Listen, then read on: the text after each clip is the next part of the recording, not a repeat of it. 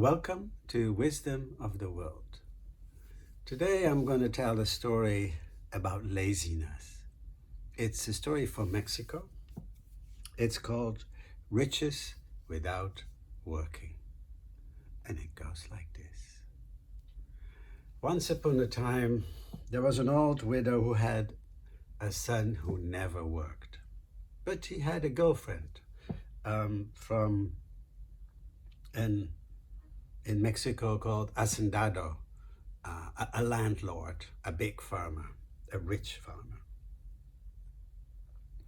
When the boy turned 18, the mother really thought that it was time for him to get married, and the boy also thought so, and so he asked his mother to go to the house of the big farmer, the hacendado, and basically ask for the girl's hand in marriage, or discuss that at least. So the mother said, "No, I'm not going to do that.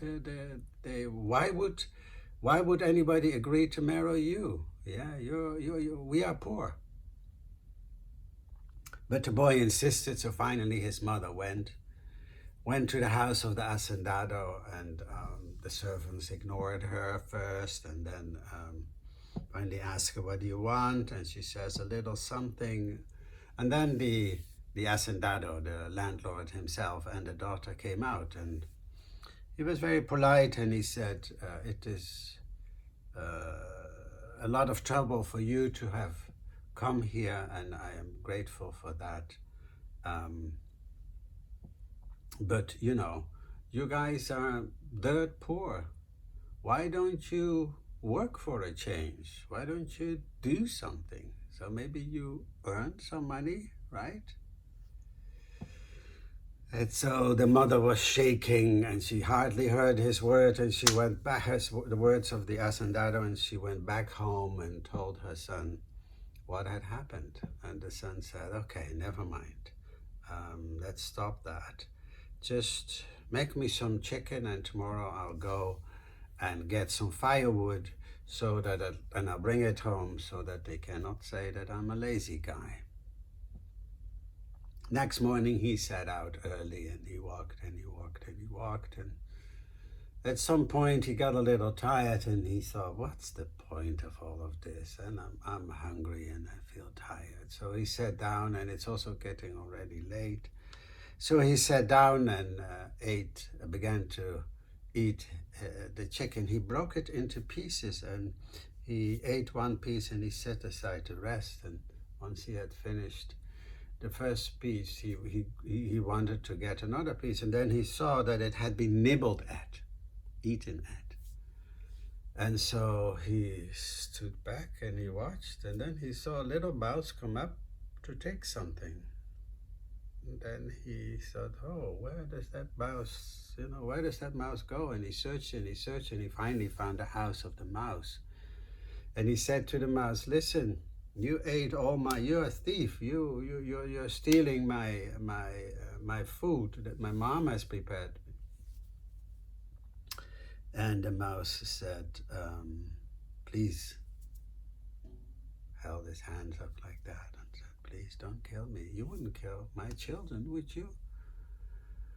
And then the boy said, "Well, friend, listen, you just stole my food." And the mouse said to him, "Why don't you just take us home instead and feed us good? Take care of us, and I will make sure that you can marry the daughter of the hacendado, the landlord that just rejected you." The boy thought, could that be true? So he picked up the mouse and the whole family and put him in his coat and walked back home. When his mom saw him coming, she said, "Where's the firewood? Did you get it?"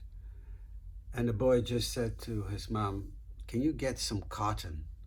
And the mom said, "Cotton for what?"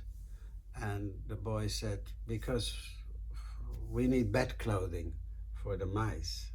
And the mom said, "Well, if you have a mouse, put him here, I'll kill him."